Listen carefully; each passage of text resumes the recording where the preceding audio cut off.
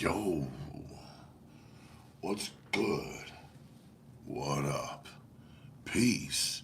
Welcome to another edition of Ralph Reads Raw. And before we get the wheels turning, let me say what up to the people who keep this channel rolling. So let's keep that moving.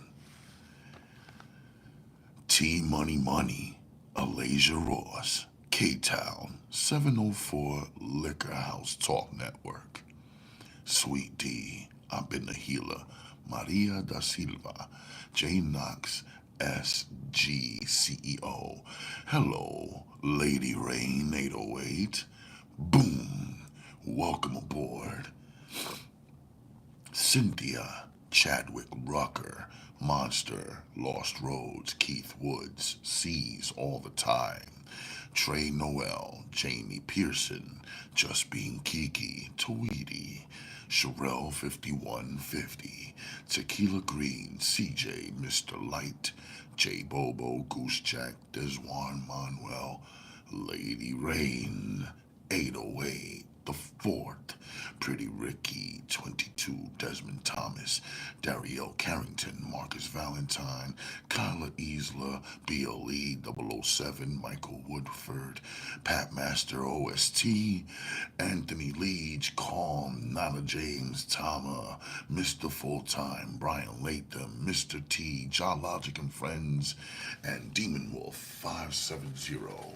Hello, everyone, and welcome to Ralph Reads Raw.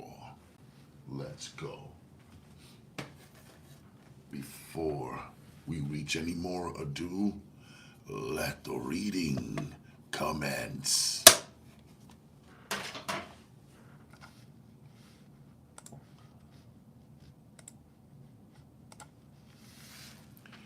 Chapter 6. Narcotics agent William Benson, a highly paid drug addict who worked as an undercover informer, sat in the park car moodily awaiting his New Mexico working partner. After finishing for a month, he believed he had a drug addict who would set up one of the Mexicans. The Mexican was believed to have a direct connection from across the border. What Benson regretted was the inevitable loss of a damn good connection that he was really enjoying. The dope was always good. Benson's partner, a young Chicano who was not known in Clovis, New Mexico, approached the car. He looked like a drug addict, but was not. He was a square agent, yet of the school where he would snort drugs if it was necessary. That was why the two worked so well in the border cities. It had been a hot summer night in August when Benson had first met his partner, Tony Gonzia. The temperature that night had not dropped below 90 degrees. The town of Las Vegas, New Mexico, had been searing. The people of the small drug town stood on the streets, unable to confront the heat inside their small rooms and houses. William Benson was just one of the many black men standing around Uncle Walter's chicken coop that night. "Let me lay it on you again, amigo," the short Mexican had whispered into Benson's ear. The man is waiting waiting there now. No sweat. No sweat. You know what I mean? Benson looked out across the street. There was a group of junkies lounging by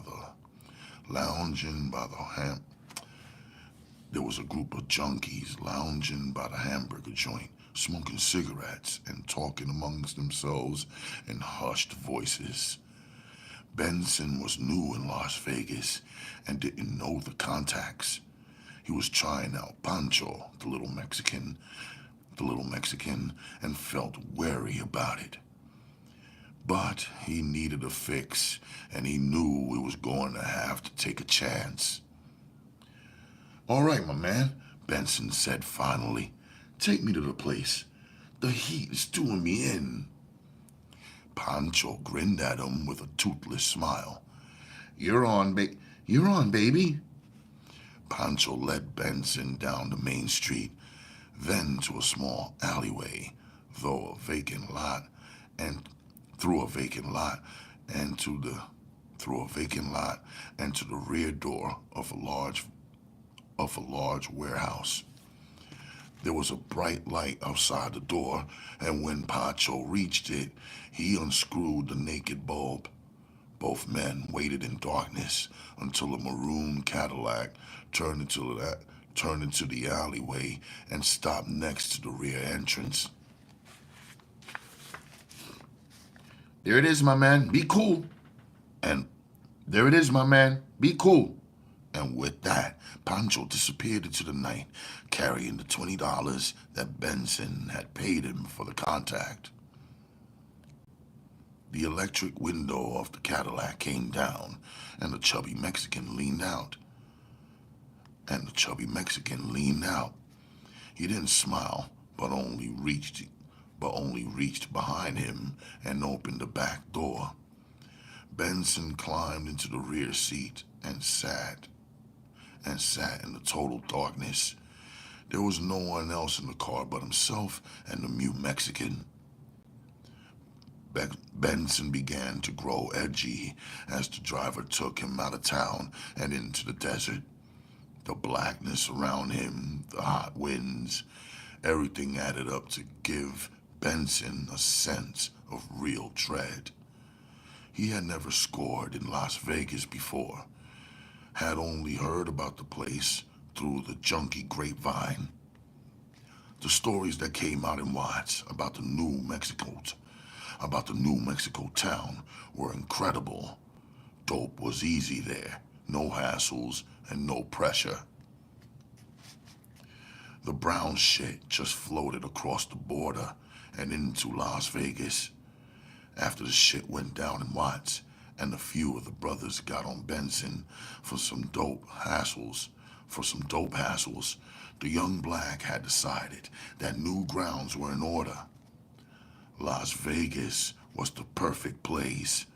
Loaded with enough smack, Benson took a Greyhound out of LA and rode with great expectations into the New Mexico desert.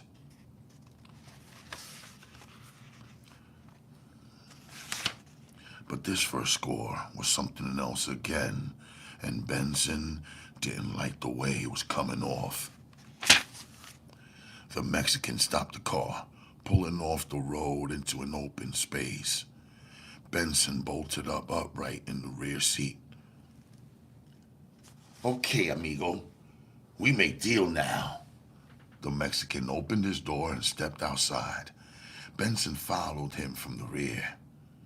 The Mexican was much shorter than Benson, and Benson knew that. If it came to it, he could take him. There was no sign that the little dealer carried a weapon, at least not a revolver anyway, so Benson breathed easier. $50, amigo, the Mexican said, reaching into his pocket and pulling out a small packet of the white stuff. Benson took out his $50, wondering what the hell was happening. Standing out in the middle of the fucking desert, making a small-time score like this was far beyond his experience. He was prepared for anything, and if he wasn't so damn strung out for lack of the stuff, his adrenaline would have been flowing even faster. The Mexican took the $50, then handed the small bag over to Benson. At that moment, the sky seemed to explode. The entire area around them was lit up like the middle of the day. Benson froze, trying to adjust his eyes to the sudden glare of bright headlights. Hold it right there, friend. The voice carried the authority of the law with it. Benson recognized the sting immediately.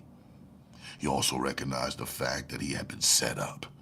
He believed that the little Mexican, along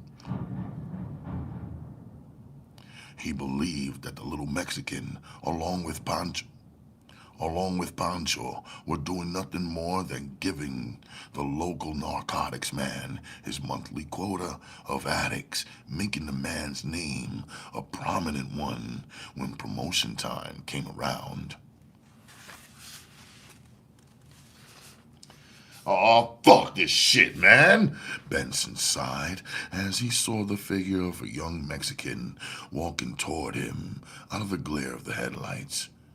By this time, the Mexican in the Cadillac had already gotten inside his car and was quickly disappearing down the highway. "I'm Federal Narcotics Agent Tony Gonzia. You are under arrest for the illegal purchase of heroin. Your rights are as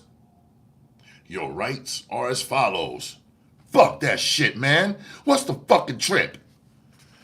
Agent Gonzia took the small packet from Benson, turning it around easily in his hand while he inspected it. "You need this stuff, amigo? You need it bad?" Benson didn't answer, but stood there watching the slim Mexican. Obviously, he needed it. There was no other reason that he would be standing in the middle of the fucking desert if he didn't. "You want it steady, amigo? You want it steady, amigo? You want to score any time and get paid for it?" Benson couldn't believe what he was hearing. The man was offering him the world. "Pull my coat to where you're coming from, man." "Well," Gonzia began slowly, looking directly at Benson, "you got two choices. You either spend some time behind bars on this little rap here, or you work with me as an undercover man." "Aw, shit, man," Benson moaned.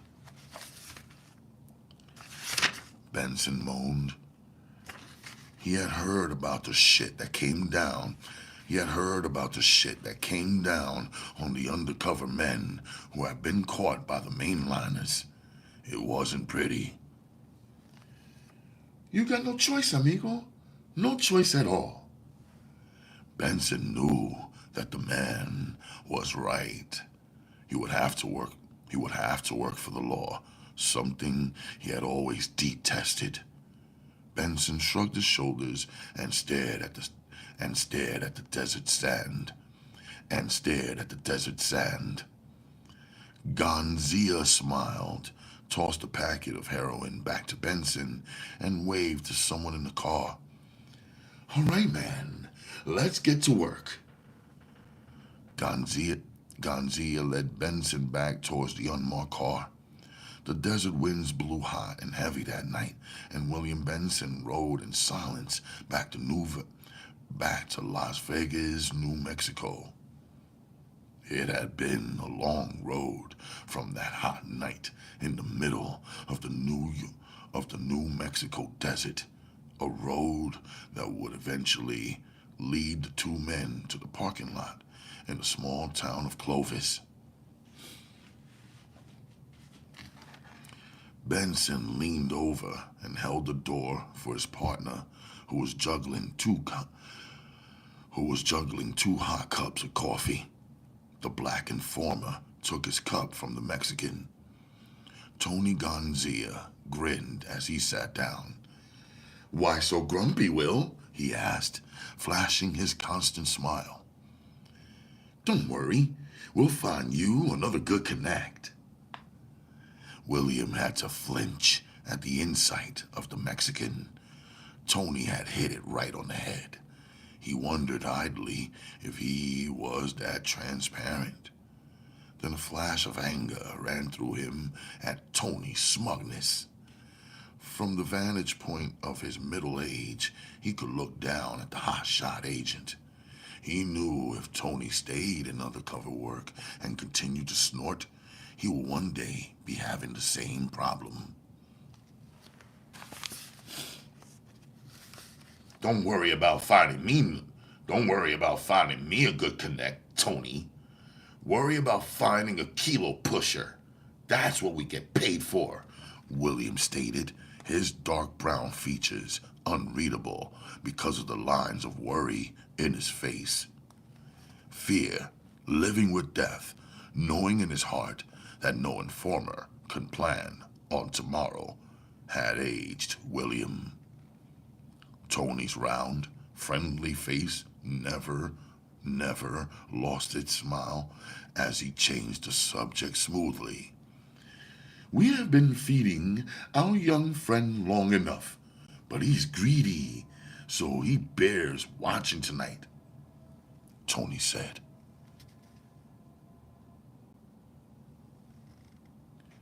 All junkies need watching at all times when money is involved, William replied quietly. He had his doubts about their young addict friend. There was something sneaky about the border they were dealing with. This would be the first time they spent a large sum of money with him. Before, he had only purchased $50 bags for the undercover men, and then he had done business only with William, better known as Will, to the people in the streets. I could wish for a better connection myself, Tony said honestly after taking a sip of coffee. This fucking punk is playing it too close to the chest. You watch and see. I can feel it. It just ain't right. William shook his head in agreement. Well, what can we do? It's been played out to the limit, so what the hell?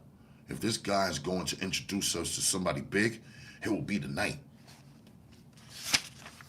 If not, we'll just have to let him go and try to find another junkie who could get us close to the one of the bigger dealers in town.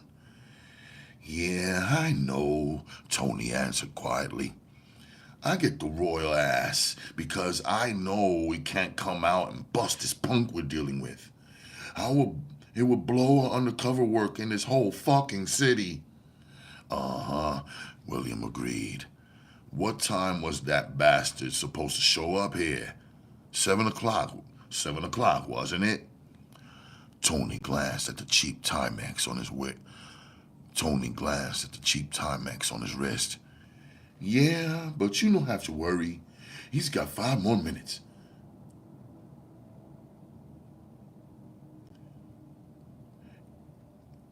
Yeah, but you don't have to worry. He's got 5 more minutes. And you can bet your ass he's going to show up. Shit. You don't think he'll miss out on a free blow, do you? I guess you're right, William replied. 'Cause here comes Slippery Dan now. Tony turned around and he could see the slim, dark-skinned Dan coming through the parked cars. He came straight to where the agents were parked. Fat, round-faced Tony opened the door, keeping his idiot grin on his face as he greeted Dan. Even as the two men greeted each other, Tony thought about how nice it would be to take a vacation after this job was over. Maybe he could swing a deal where he could be looking for a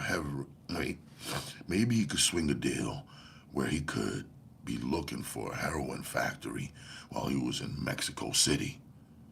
No, he had to give up that line of reasoning because the idiot role he played as an undercover agent wouldn't fit his real-life identity.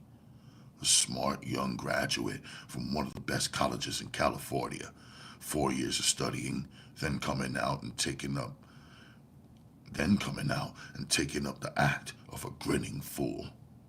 To have to work with such a man as William was something else, but it paid off in results. William had the knack for meeting drug addicts and having them trust him, something Tony had difficulty doing. He couldn't just he couldn't just ride into a strange city and that same night make a contact with some addict. With William, it was a simple thing. He could spot out.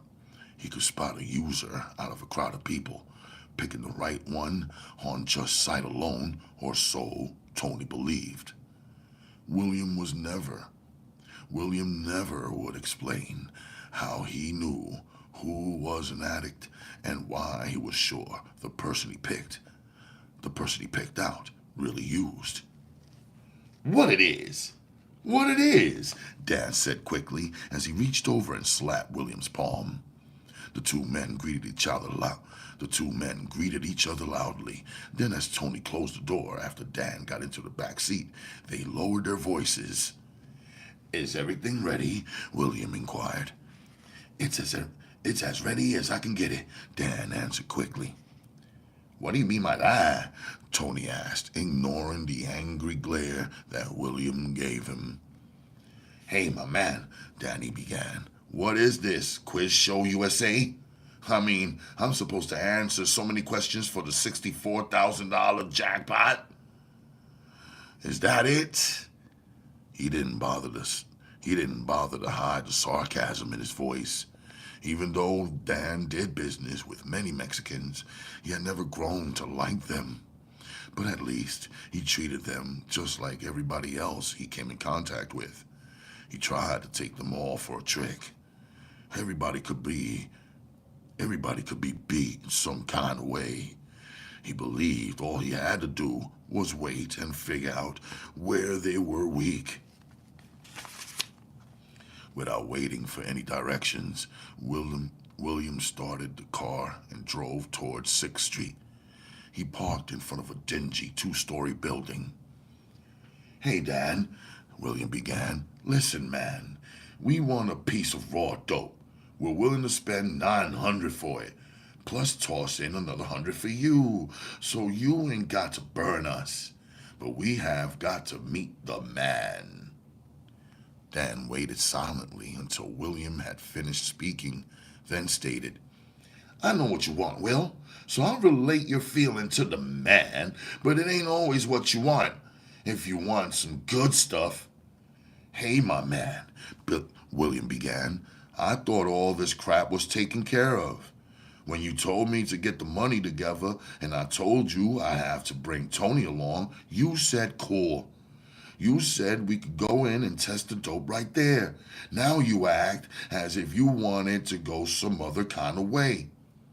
That ain't going to be cool at all, That ain't going to be cool at all, Tony stated loudly. It's got to go like you said earlier. It's too late for changes. Not if I'm going to spend my money anyways. As Dan got out of the car, he shrugged his shoulders. It wasn't going as smoothly as he planned, he reflected, but he had foreseen problems and hoped that he had planned enough ahead to handle it. We will see what we will see, Dan stated and walked toward the apartment building. Now he hoped, as he neared the building, that Emilio would have kept his part of the bargain so that things might still go off smoothly. Emilio Fernandez had been the only Mexican he could find who had the sense to pull this off. His brother Pedro was too hard-headed to work with, but Emilio was a horse of another color. He was chipping with the dope for one thing, so he was ready for anything that came along that might be smooth. As soon as he entered the door of the dwelling, he saw Emilio sitting on the stairway. Hey, Dan, baby. I'm glad to see you, man. The tall, slim Mexican came towards Dan with his hand out. Is everything okay? Did the John show up? Dan smiled at the Mexican.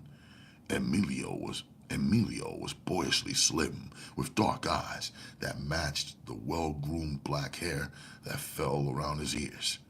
His nose was well-shaped, as well as the small mouth that made him seem feminine.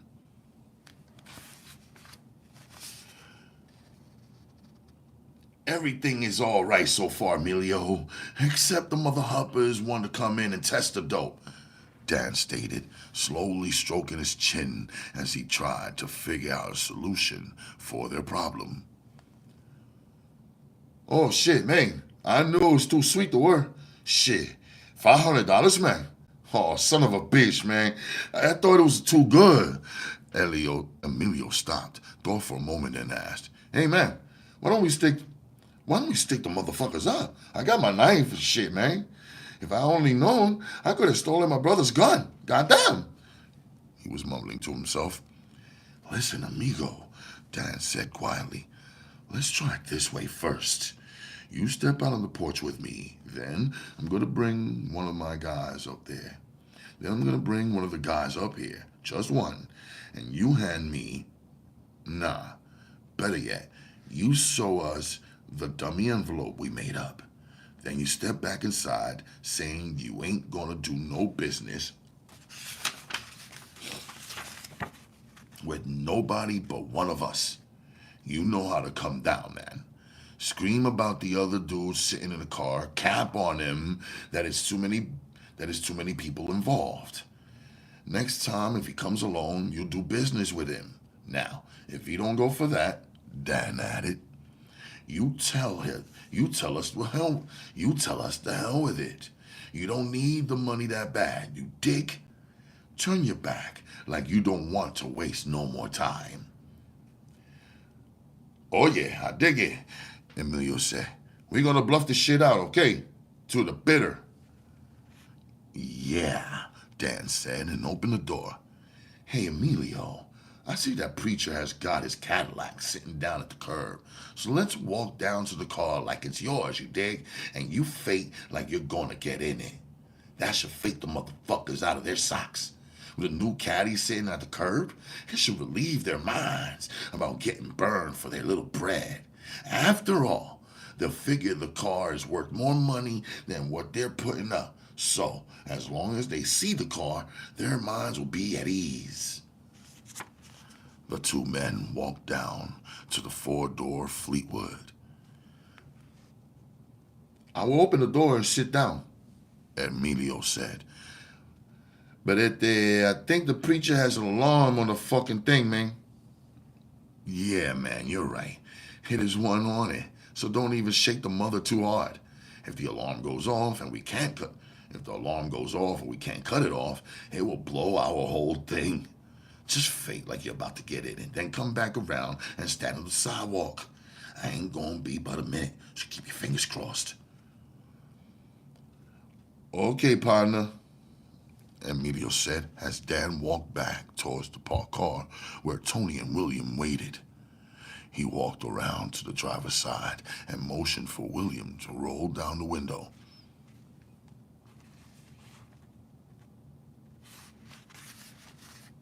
"Hey, Will," he began. "That's the Mex back there, standing beside his ride. He's thinking about riding off. He said, fuck the deal. He didn't know there was going to be another stud on it. He thought it was going to be just me and you dig?" William glanced at his partner. "Fuck that shit. Tony began. "I don't want to see my money go out of my sight." Dan straightened up and shrugged his shoulders. "Okay then, Will. I'll tell the guy it's off. I doubt if we'll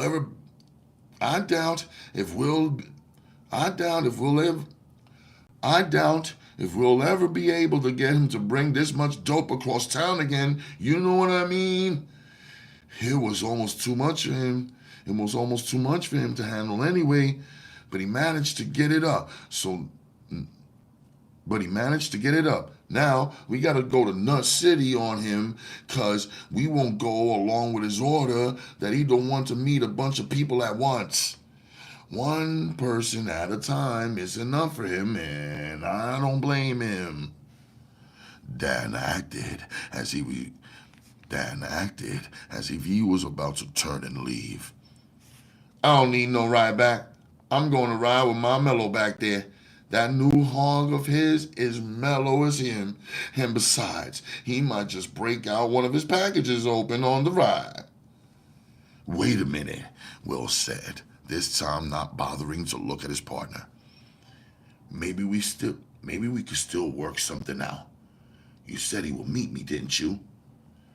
Sure, Dan said quickly. Okay then, let's go, William said, and opened his car door.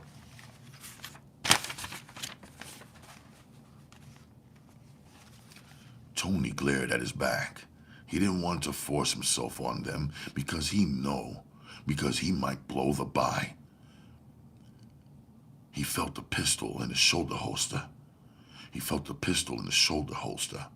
At least they wouldn't be out of sight. He reached up and adjusted the mirror on his sun visor so that he could see the three men without turning his head. As the two men approached Emilio removed himself from the fender of the car and met them on the sidewalk. Hey, Rico, Dan said, speaking to Emilio. This is Will. I've been copping for him for the past month. This guy's cool. We done shot up together 5 or 6 times. Ain't no funnies about him. He's a real dope fiend. Emilio nodded his head as a greeting.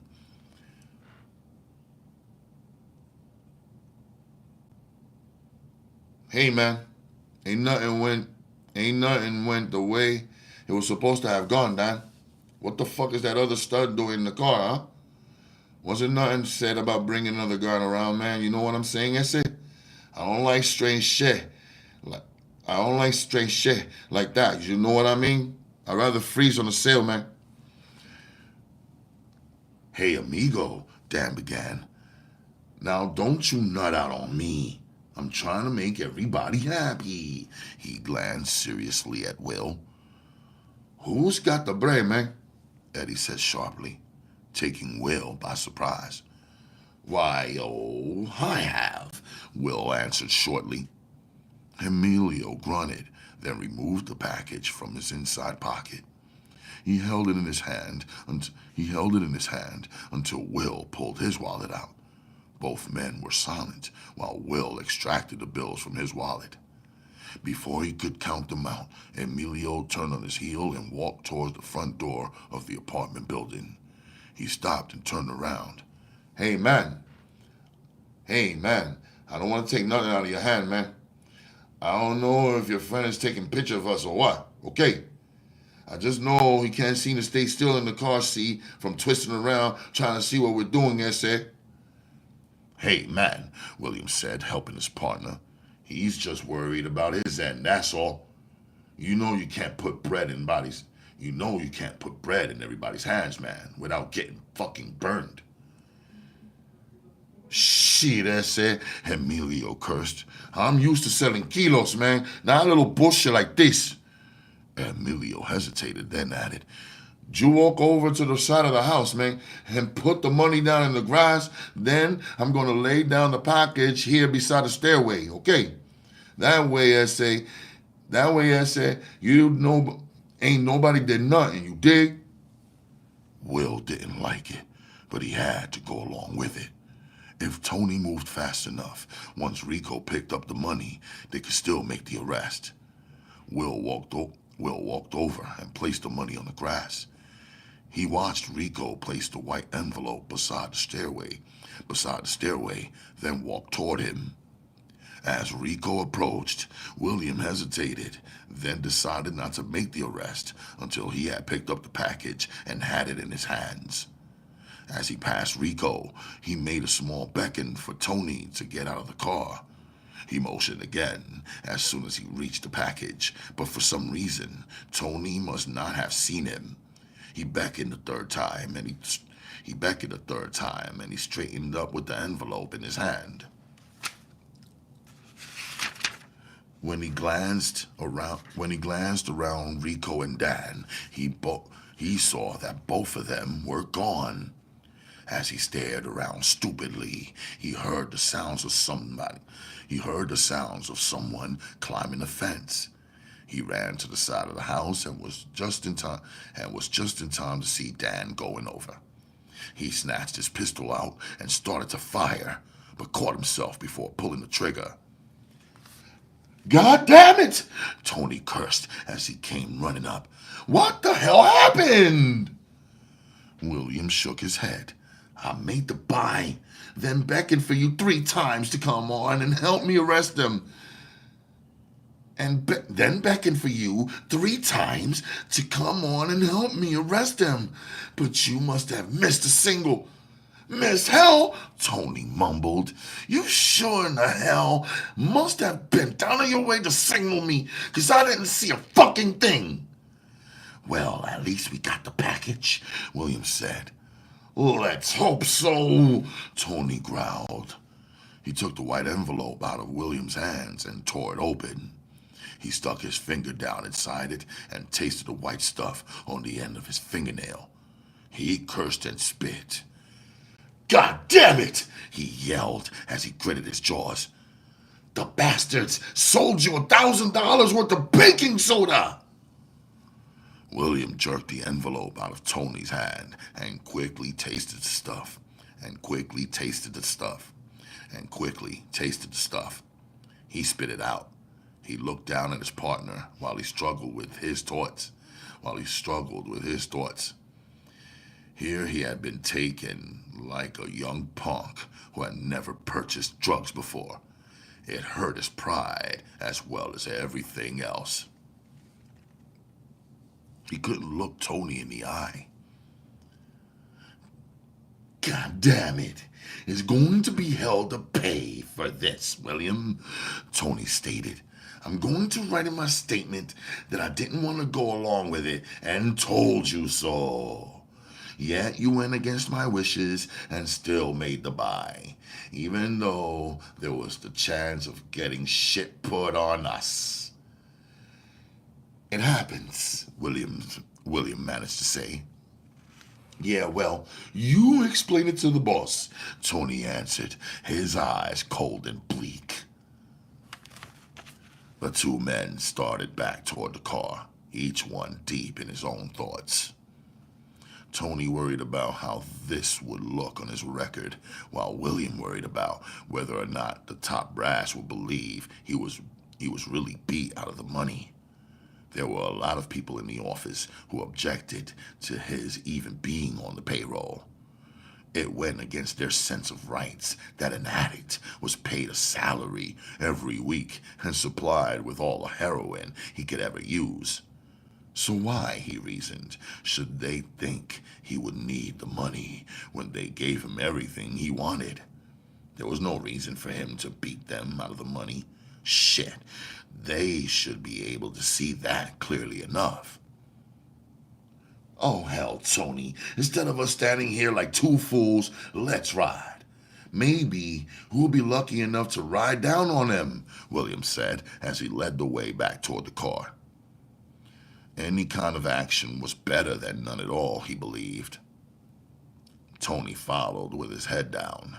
Things had really gone badly for them. Now they were going to ride the rest of the night like 2 silly-ass fools, praying that the men who took them off would be as dumb as they had been.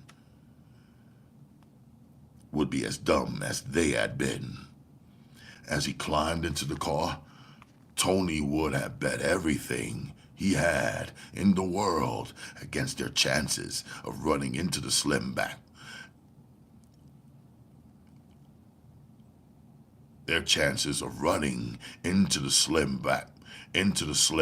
man who has set them up.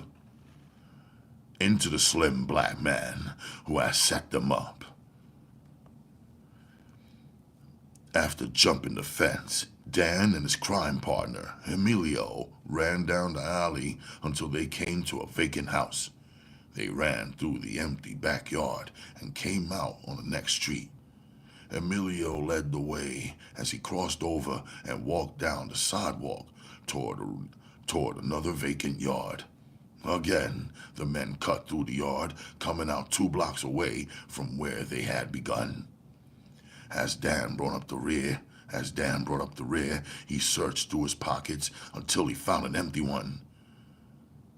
Then he quickly separated the money, not really knowing how much he took off the roll he had snatched up before Emilio could get his hands on it.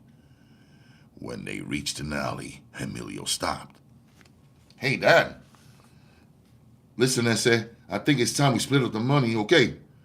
It looked like more than any $500 to me, man. You wouldn't be putting this shit on me. You wouldn't be putting shit on me, would you, S.A.?" Instead of answering, Dan removed the bankroll minus the few hundred he had managed to remove to another pocket. "Hey, amigo, what's wrong with you guys? You don't trust nobody." "Yeah, ese," Emilio replied. "I know just what you mean about us guys, but let's split the bread anyway. Honest, John." The sarcasm in Emilio's voice went unnoticed by Dan. Dan pulled out the money and quickly counted it, while Emilio stared over his shoulder. "Hey, Dan, like I said, it's more than any fucking $500 there." Dan nodded his head. "Yeah, Emilio, I counted 700 big ones. So let's make it 350 apiece. How's that for a few minutes' work?" "Shit, man, it's sweet, ese," Emilio replied, not really caring now if Dan had stolen a few dollars or not.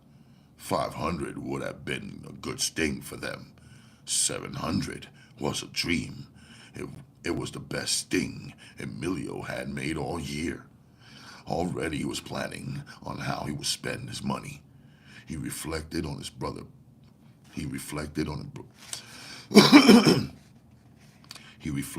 his brother Pedro's warning for him not to mess with Dan. If he had followed his younger brother's advice, he wouldn't have made the $350. Dan held the money out to the Mexican.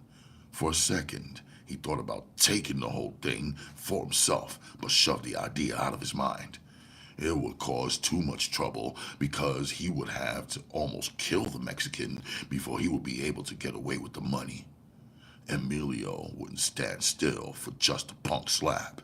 No, he would have to go all the way, and all he had on him was a knife, and he knew sure as hell the Mexican had a knife too. "Okay, Emilio," Dan stated, giving the man his share of the money. "This should hold you for a few days, shouldn't it?" He was just making conversation as he tried to think of what would be his best move.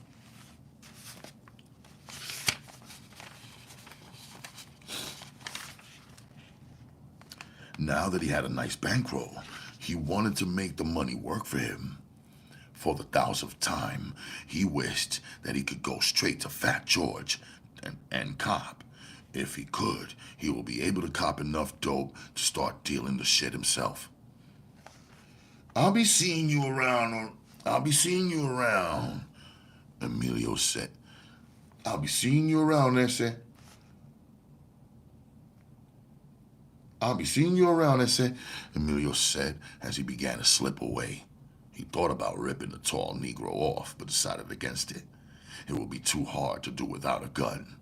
The black would fight like hell to keep his share of the money, so Emilio finally gave up the idea.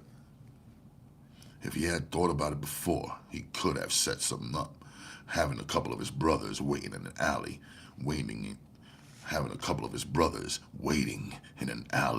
then leading the Negro down that alley.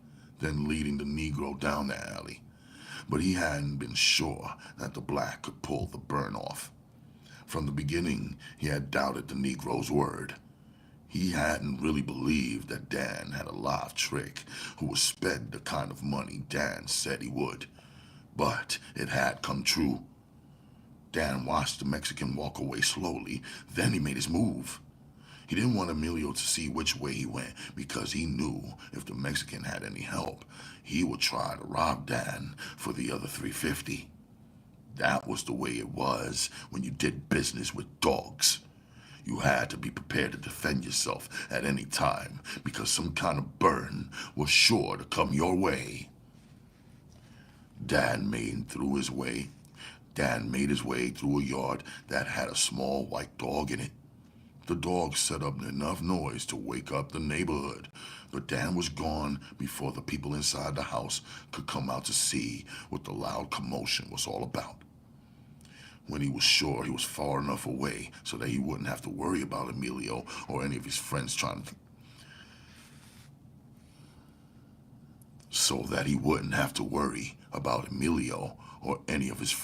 hijack him, Dan stopped and lit a cigarette. He sat on the edge of a garbage can in an alley and smoked a cigarette down to a butt.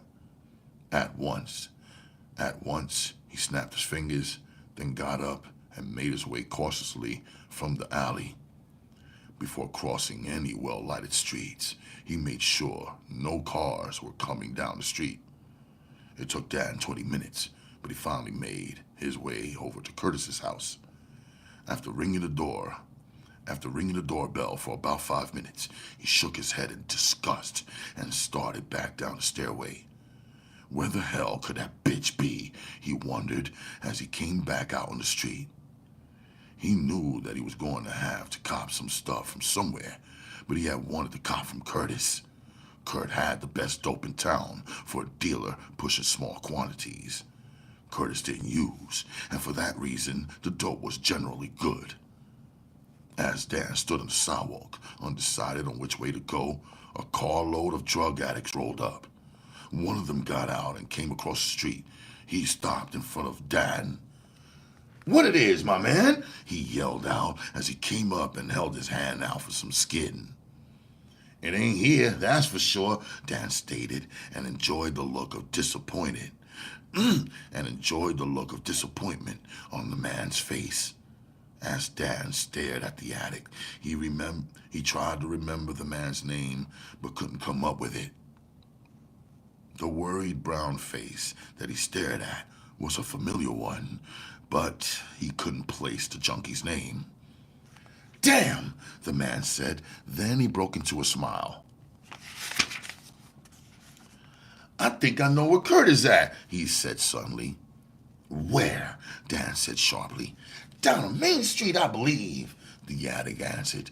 "When I was over earlier, his woman said something about Kurt was going to take her out later this evening, but I didn't think they'd be gone this soon." The man started back across the street towards the waiting car. "Hey," Dan called out, "how about giving me a lift down to Main Street? I'm looking for the same thing you are." He crossed the street after the shorter man. "You have to ask the driver, Dan." You'll have to ask the driver, Dan," the man said as they drew near the car. I'm only riding. It ain't my ride." The driver of the old model car rolled his window down. He had already heard the conversation as the two men crossed the street. "Hey, brother," Dan said as he approached the car. "How about letting me ride down on Main Street with the rest of you?" The driver stared at Dan coldly. "Hey, man, I ain't got no gas, but if you come up with $1 or two, it will be cool with me." Dan stared at him angrily. For a minute, he knew the man was going right where he wanted to go, whether or not Dan went along with them, so it wasn't really a matter of gas. The man was just hustling for a little coin, that's all. For a little coin, that's all. "Okay, man," Dan stated, not wanting to argue about $1 since he had a pocket full of them. Any other time, though, he would have talked the man into letting him ride along. Maybe promising him some of his dope until after he copped. Then he would just disappear on the driver and not give him anything. Wonderful, the driver said, and held out his hand for the money before Dan could get in the car. As soon as Dan laid $1 in his palm, he opened the car door and let him on the driver's side. The other people in the car, 3 women and 3 men, made room in the rear, grumbling about it at the same time. Dan nearly got into an argument as he stepped on one of the men's feet, climbing over a couple who wanted to stay near the window. God damn it, man! Why don't you watch what you're doing? The man yelled out loudly. One of the women got up and let Dan have her seat. Then she sat on his lap. As the addict who had gotten out of the car, the cop got back in and delivered the news. A groan went up from the occupants of the car. Now they knew there was a chance that they might have to cop somewhere else that evening, and the idea of copping some dope from someone who used didn't appeal to any of them. As the car roared down the street, the thunder of the busted muffler drowned the disappointed grumblings of the people inside the car. Let me take a pause for the cause, just because. Yours. I'm gonna read chapter 7. Well, give me a second, will you?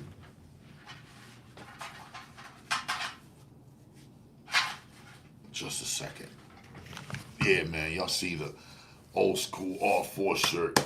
This is old. This is about 7 years old. That's my word. Yeah, man, you see it. You see the heat print. Yeah, man, but this is, me and my fashionista sense, hoping I come out with something, You see the two, with the almond Ra, and you know what I mean? You see that going on, and, and that's my thing, that's my design. And I was hoping to do a Gucci type situation, make this into a bunch of, whatevers. You know what I'm saying? But yeah, man, give me a couple seconds so I can cool off. I'll be back to the show in just a few moments. But just in the meantime, in between time, let me say what up to all my folks here. Lady Rain, boom. Janice. Hey, big brother, hello to you. And thank you for stopping by. I am appreciative of you folks taking the time in this early morning to check this out.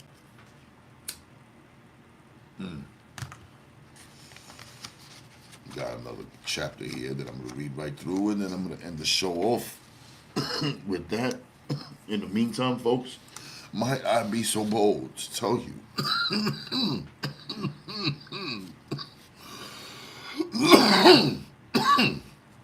okay, that's good. Please check out the Bounce podcast. It's on Spotify, it's on Amazon, and it's also on iTunes. So yeah, major shit. Excuse me. Anyways, the United Ronin Networks, y'all. That's some good weed. Yes, K-Town. It sure is. I had to put it down.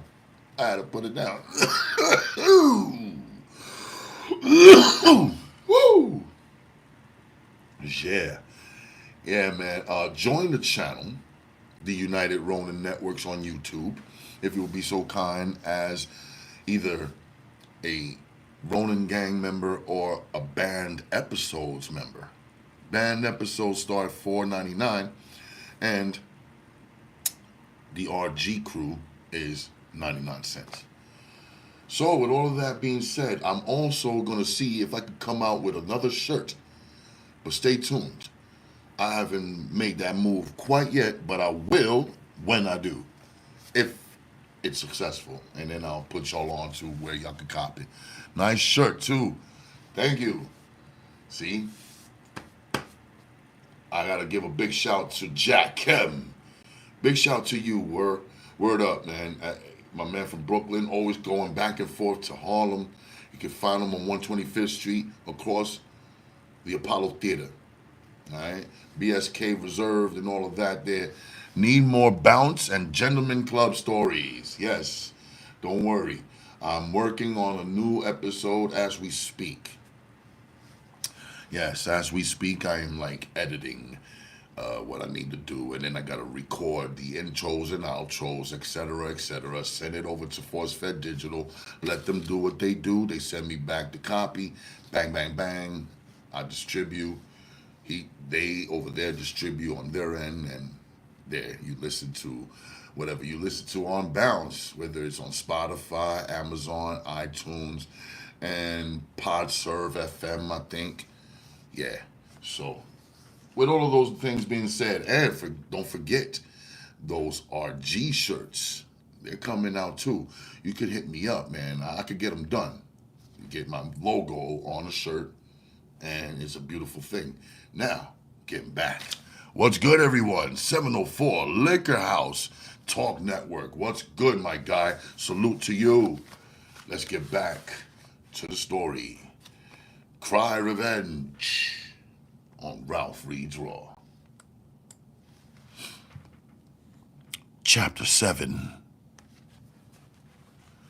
Curtis watched his woman walk over to the jukebox.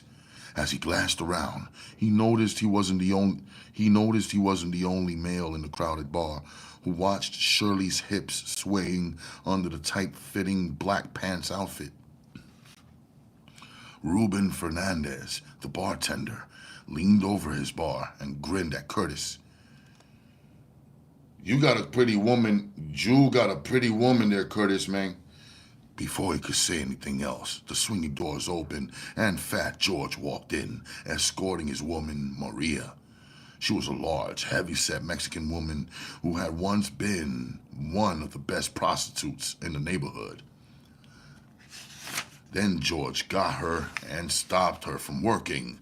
Now she came back to her old hangouts just to visit.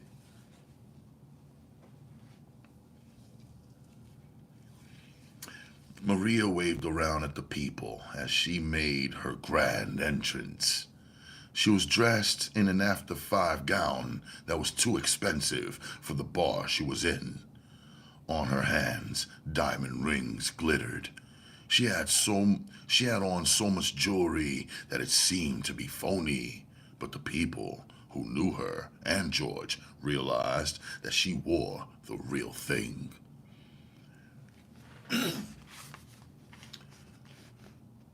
Hey, amigo, George called out as he came near Curtis. How's tricks, ese? Curtis grinned at the fat Mexican. You know about that better than I do, George, since you've got to hire a bodyguard to take your money to the bank. George grinned, then waved to Ruben Fernandez. Hey, Fernandez, give everybody a drink on me, ese? Then he took in the crowd of people at the tables and changed his order.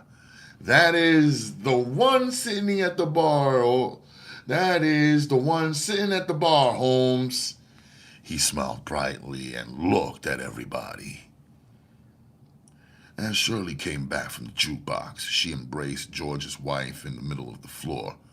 Maria's loud voice could be heard over the blare of the jukebox. My Shirley, she shouted.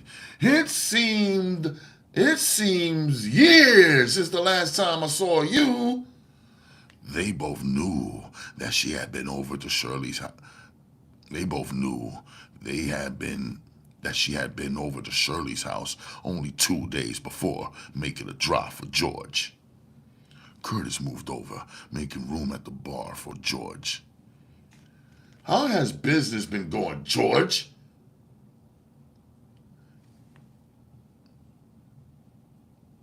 How has business been going, George? He inquired pleasantly. George shrugged his shoulders. You know, Holmes, some days a man can't make $1. It's best to stay in bed, ese. In your case, $1 means a few thousand, huh? Kurt asked, making conversation. As the two men chatted back and forth, Reuben went up and down the bar, pouring drinks for the customers. When he finished, he came back down and stood in front of George. Was that invitation for the bartender too? Hey, Esse, was that invitation for the bartender too? He asked, knowing beforehand that he was welcome to a drink at George's expense. Sure, Esse. Yeah, Reuben. Yeah, Reuben, as long as you don't drink no phony-ass colored water and charge me for the best whiskey in the house, Esse. Reuben smiled, then removed a bottle of Johnny Walker Red from the back bar. He poured himself a stiff drink, then poured another one for George. As George tossed off his drink, Curtis leaned over and whispered in his ear. I'm thinking about buying maybe a half a kilo, George. That's it, if I could get the right price, ese. Hey, amigo, George replied.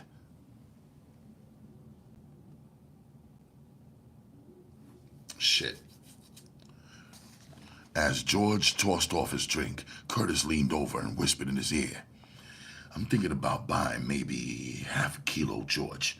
That's it. That is, if I can get the right price. Hey, amigo, George replied. With me, man, you always get the right price, ese. You always get the right price, ese, and the best chive in the city, right? There was no guile in Curtis's voice as he answered. I'll give you your proper, George. Since I've been dealing with you, I ain't had no reason to complain. Everybody who cops from me seems to like what I give them, Curtis stated honestly, then added, as long as I stop short of the number of cuts you say I could put on my jive. Oh yeah, what do you mean, Kurt? Stop short, George inquired, smiling all the time. You know, Curtis began.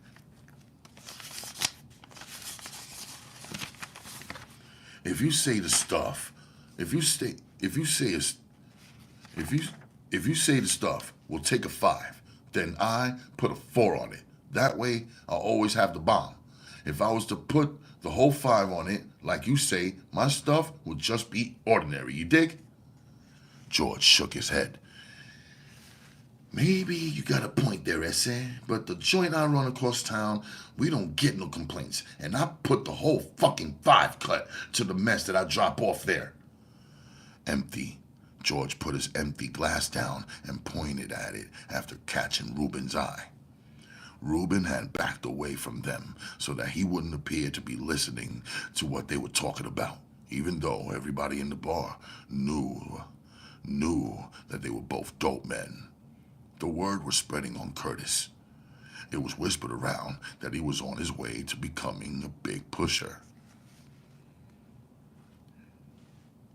Hey, Esse, fill mine up and put something in Kurt's glass too, George ordered as the bartender came up carrying the bottle of Johnny Walker.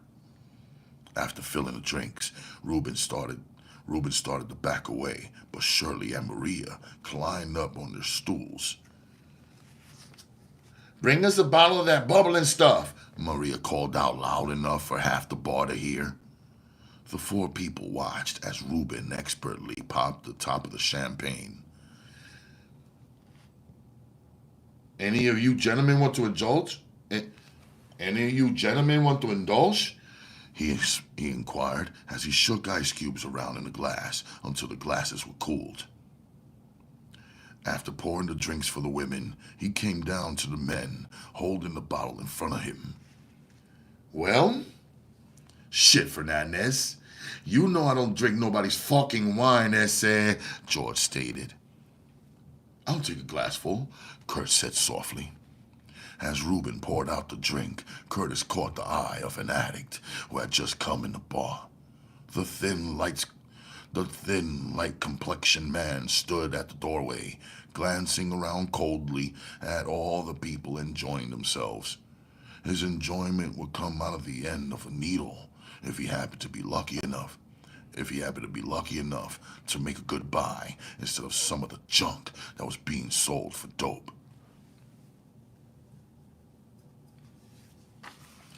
Curtis caught the man's nod and got up from the bar.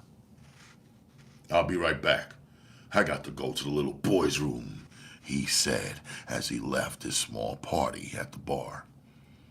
The addict waited until Curtis was almost to the men's room before he moved slowly in that direction. George knew at once what was happening, but doubted if Reuben did. Reuben wouldn't stand for any dope selling in the bar when he worked his shift. That was the reason the rear door had been closed and blocked off by beer cases. The young pushers in the neighborhood had started selling stuff right out of the back door. They would hand the stuff over to the various addicts, then the addicts would continue right on out the back door. Curtis was back in a minute. He climbed up on a stool and picked up his glass of wine. "Damn, that felt good. I feel like a new man," he said loud enough for the bartender to hear. The high-pitched sound of Maria almost drowned out his words as she laughed at something Shirley had said. Another record dropped on the jukebox, and couples began to push out on a small area that marked off for dancing. It was just a little circle. It was just a little circle that was between the tables. There was no stage for a band to play on. The bar was just a small neighborhood joint where a person could come to sit and drink. The crowd was a mixture of soldiers from the nearby base and a large number of blacks with just a sprinkling of Mexicans. Mostly in mixed couples. Next door was a club that catered to the Mexicans in the neighborhood. The jukebox there carried mostly Mexican music, so it caused a lot of Negroes to bypass the club. That was exactly what the owner wanted. Outside the club, the car with Dan and the other drug addicts pulled up. As Dan got out of the rear seat, he glanced up just in time to see the car carrying Benson and Tony in it. They noticed him at the same time he saw them. William slammed on the brakes. Before the car came to a complete stop. Tony was jumping out with a pistol in his hand. Dan glanced over his shoulder and saw the fat Mexican with the gun. In his panic, he forgot that he couldn't get out the back way of the bar and ran through the front door. As soon as he entered, he realized his mistake. Dan spotted Curtis and Fat George sitting at the bar. He ran over to them instantly. His mind was working like lightning. Maybe, just maybe, he hoped one of the dope men might have a gun on them. "Kurt," he said, gasping for breath. "I had to run ahead, man. He managed to get out. There's a couple of studs coming in here, man, who plan on sticking up the bar so that they can knock off you and George. I mean it, man. I don't want no part of it when I heard about them planning on knocking you off, Kurt." As he spoke, sweat broke out on his forehead.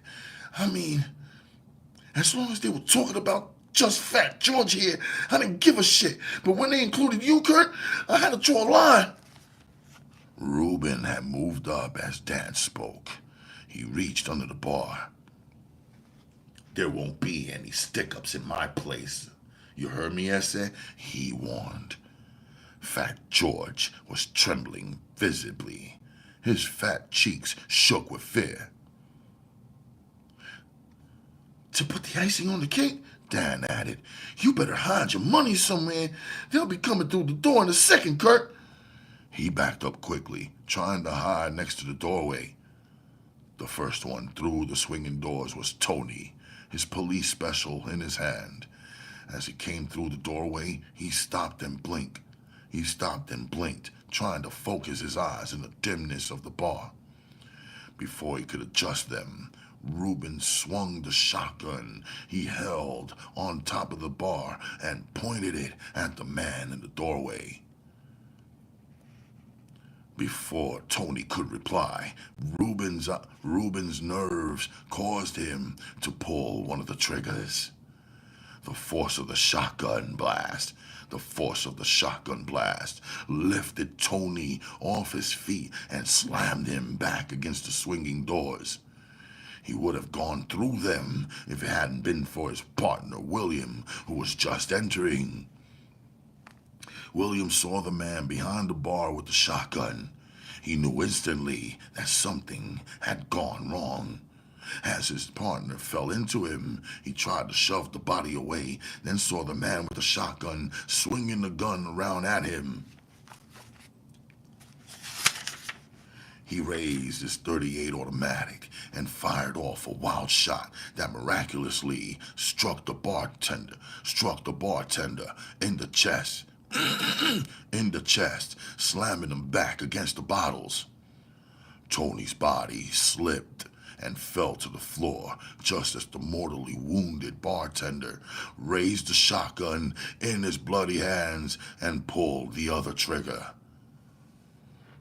"Oh my God!" William managed to say before the force of the buckshot struck him and slammed him back through the doorway.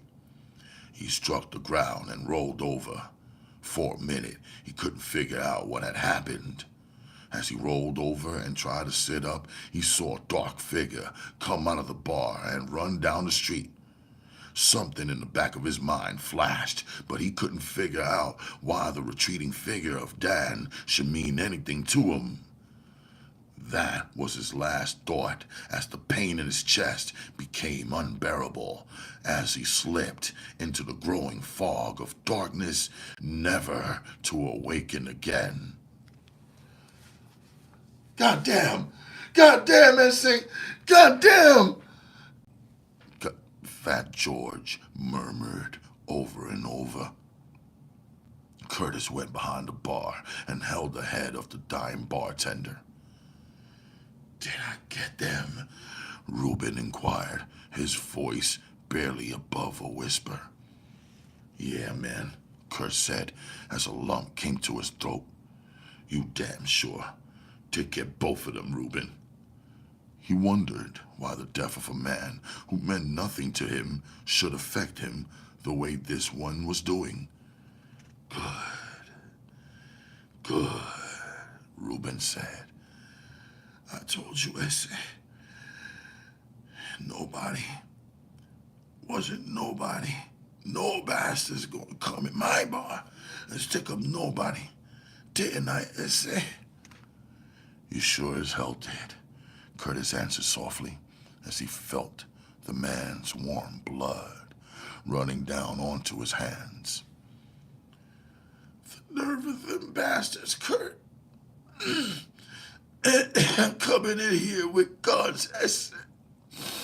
Reuben, the bartender, never finished what he was about to say. His head dropped to the side and died. His head dropped to the side and he died. Basketball practice lasted until 12:30 that night. Billy and his club had practiced well. They were getting it together with their fast break, a move that had held them up during all of their previous games. Billy was the guard, and when the tall, lanky center, Edgar, got his rebound, Billy was the man to whom the high post bullet came.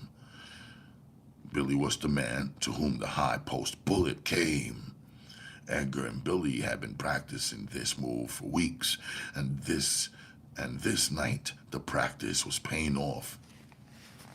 "Hey, man, that's smooth! Beautiful!" the small, fat coach shouted after Billy had sunk his 6 straight fast break layup. after Billy had sunk his 6 straight fast break layup. Billy grinned at the Billy grinned at the coach, then ran back across the court and slapped Edgar's hand. The two boys ran dream. The two boys had dreams of someday making it to the pros, making it into the college ranks, then maybe to the pros. They both knew that they had talent, and both were trying their hardest to realize their potential. "It's going good, Billy," Edgar said, throwing a towel around his neck. "We got ourselves something here, my man. We just might make it." "You and me, Edgar, baby. You and me." They showered and dressed. Slapping each other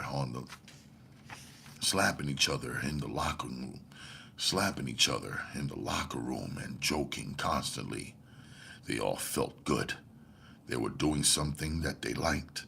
And then there was the added fact that playing basketball might lead them out of the slums and ghettos and into a decent life. Each man on the team had the same dream, and each man had the same vision of what he could do, of what he would do if that dream were to come true. For Edgar, it was getting his little sister and brother out of Clovis and into some decent house, paying for their education and maybe some new clothes. For Billy, he thought of getting his mother away from her small house, maybe out to the ocean to live like human beings someday. Someday. As far as Curtis was concerned, Billy knew that his older brother would never accept his money anyway, so there was no reason even to think of giving him any. But the dream felt good and made him respect his body and his mind. He knew that as long as he continued to play ball, he would never fall into the pits that he had seen so many of his brothers fall into. Dope will never catch him as long as he can make a fast break and sick a layup.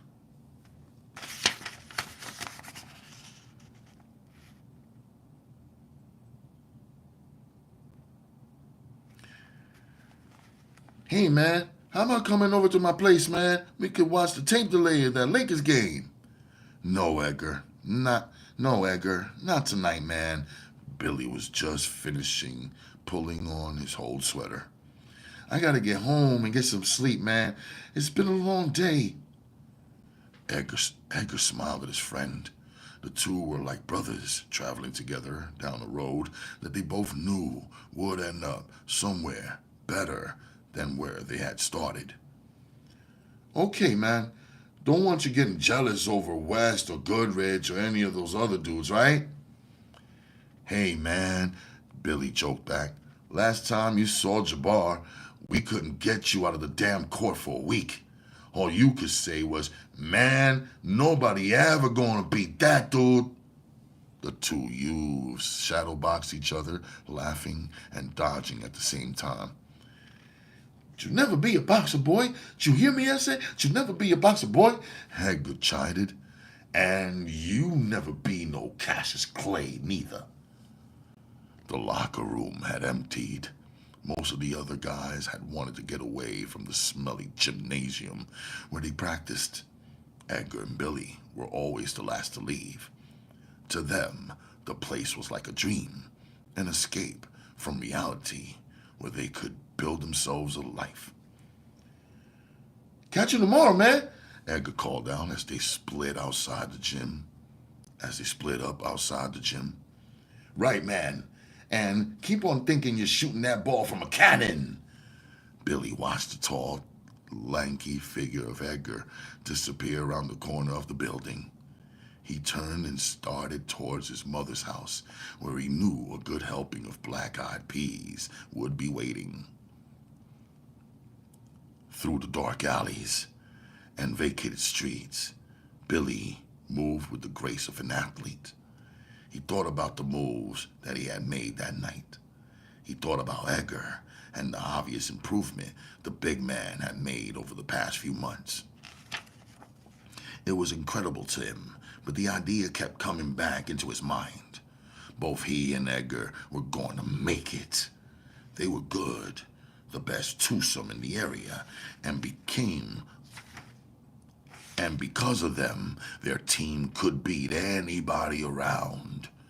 It would be a long way to the pros, but Billy, for the first time in his young life, was beginning to believe that he and Edgar would really make it. His daydreaming continued as he crossed South Street and started the last long block towards his home. He didn't see the shadowy figure cross in front of him down the street, nor did he hear the sound of boot heels on the cement behind him. He was oblivious to everything but his dream of making it as a professional basketball player. "Hey, nigga!" Billy stopped. It wasn't the first time he had heard the word, but the voice was familiar. He came instantly out of his daydreams. Pedro Fernandez. It was his voice, that high-sounding twang that had so many times drifted through his bedroom window when Curtis and Dan had been shooting craps with him out in the backyard. "Hey, nigger man, your blood brothers out to wipe the Chicanos, man?" Billy stood on the sidewalk, not knowing where to turn. Pedro had never come at him before. As a matter of fact, Pedro had never come at any black man before. It was not like him to pick a fight with a black. It was not like him to pick a fight with a black. "What's happening, Pedro?" Billy yelled, hoping that maybe Pedro had mistaken him for someone else. "You tell me, brother, 'cause I ain't got no more brothers, you dig? I'll be that nigga Dan, make sure that Ruben got laid under, you dig?" "Pedro, what are you talking about, man?" "Come on, man, be cool. You know what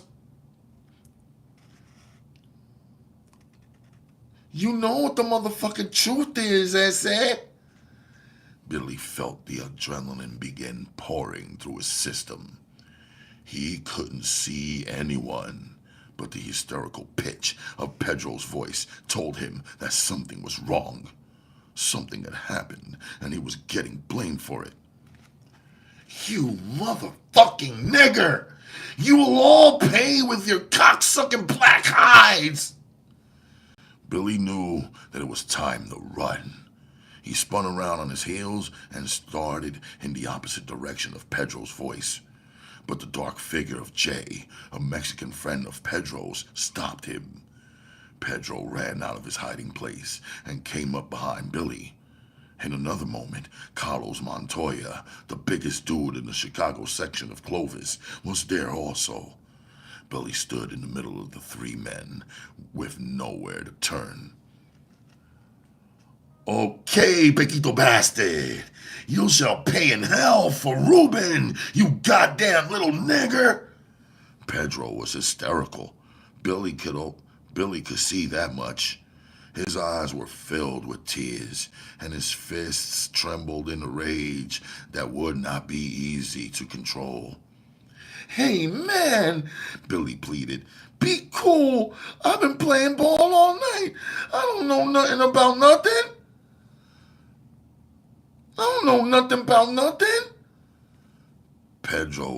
Pedro Fernandez did not let Billy finish his defense. He threw a right into Billy's hard stomach.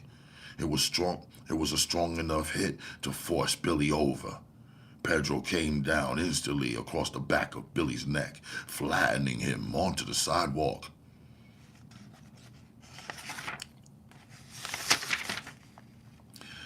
Billy lifted himself to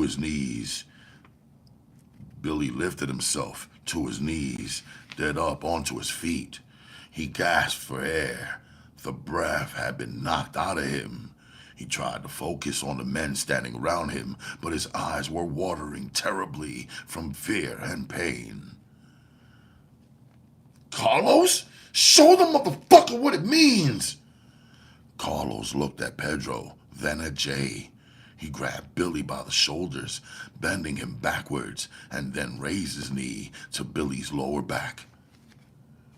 Red exploded in Billy's brain. Red exploded in Billy's brain. The air rushed out of him. His body seemed to melt in an explosion of pain. He felt himself slipping backwards onto the sidewalk and could only listen numbly as his head hit the pavement with a sickening crack. Pedro stood above the helpless body. He placed the heel of his boot on Billy's groin and added pressure. Billy screamed, but never even heard his own cry of pain and terror. The man's chicken shit, Carlos. Look at him. He'll never play basketball again. Hey, essays? Carlos and Jay laughed. Pedro continued to exert pressure on Billy's balls.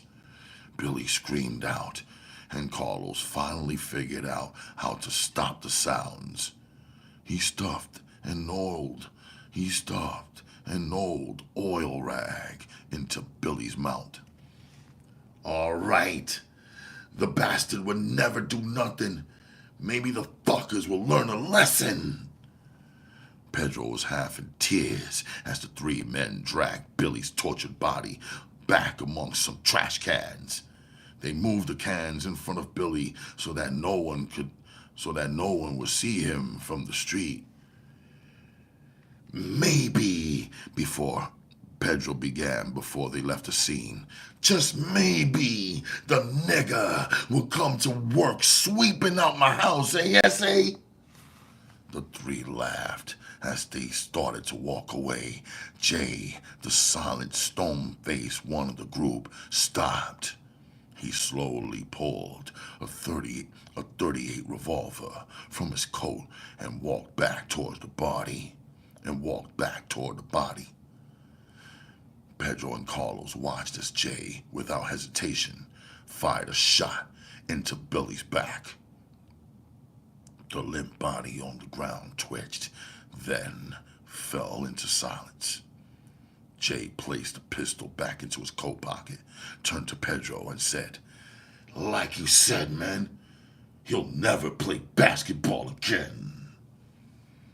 The three men ran quickly back toward their homes. Billy lay half paralyzed in the alley. He would spend the night there, sinking into the dark abyss of his tortured madness until finally someone would find him the next morning and get him into a hospital.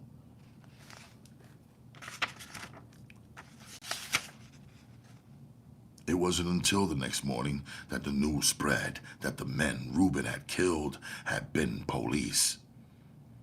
Then the stories began to fly. They had run into the bar after a junkie to arrest him for something or other. Nobody really knew what. To arrest him for something or other, nobody really knew what. But one thing was sure. They knew the two officers were chasing after a drug addict. And before daybreak, the addict's name was all over town. Even the police knew who the man was, only they didn't know where to find him.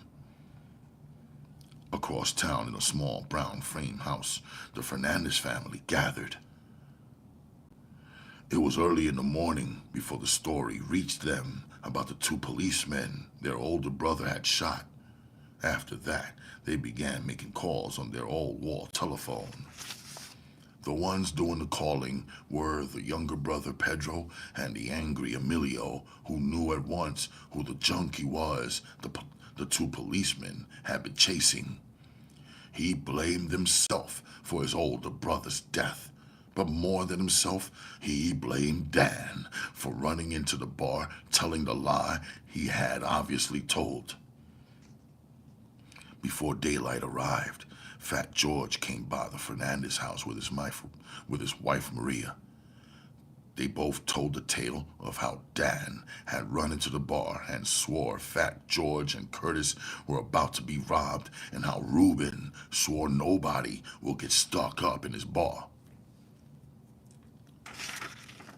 The two brothers cursed loudly while their mother and sister cried. The two Mexican the two Mexican will the two Mexican women held each other and cried in each other's open arms. Pedro had reacted the night before, but didn't tell Emilio about his actions. He wanted more blood. Reuben had been like the father to the whole. Reuben had been like the father to the whole family, supporting them from his earnings ever since the day he had left school after their father's death. Sometimes he had worked 2 jobs so that there would be enough food and good clothing in the house for all the kids.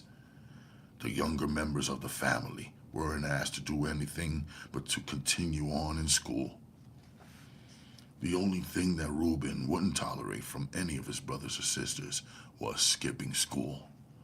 He had an idea that if they got good educations, they would never have to work at sharecropping like their father had done.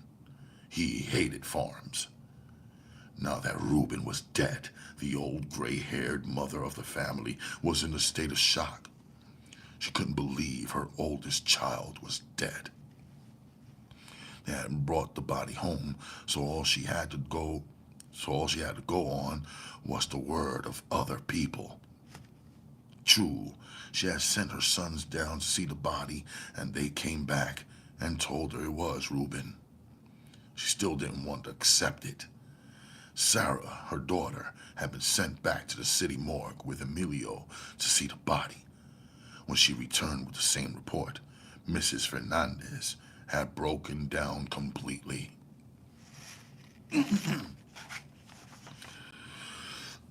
Excuse me.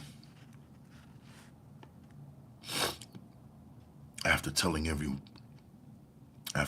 everything he knew about the death of Reuben, Fat George dug into his pocket and removed the $100 bill.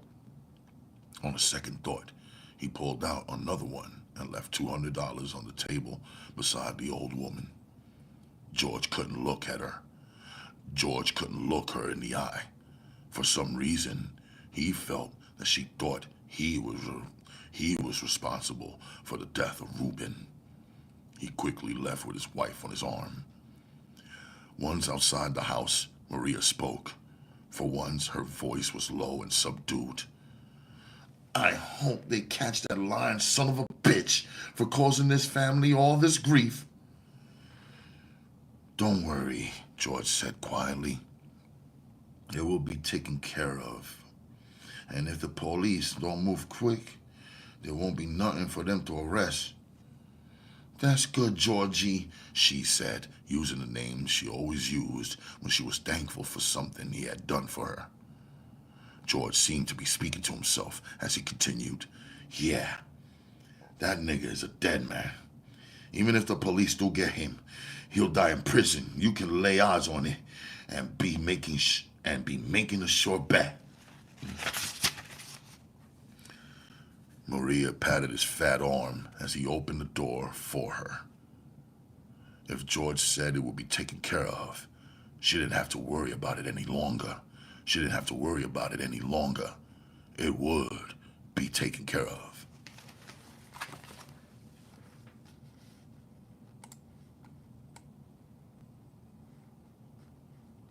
All right. Let me save this real quick. This is the third time I read this book, Crime Revenge 3. There we are. All right, then. Turn on the fan again. Whew. All right.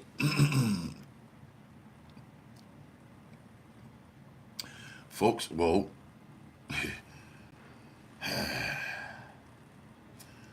thank y'all for being real kind as to kicking it with me one time. Once again, join this fabulous channel here so that I may, continue to come through every other day type of stuff to continue to read classics like these for you.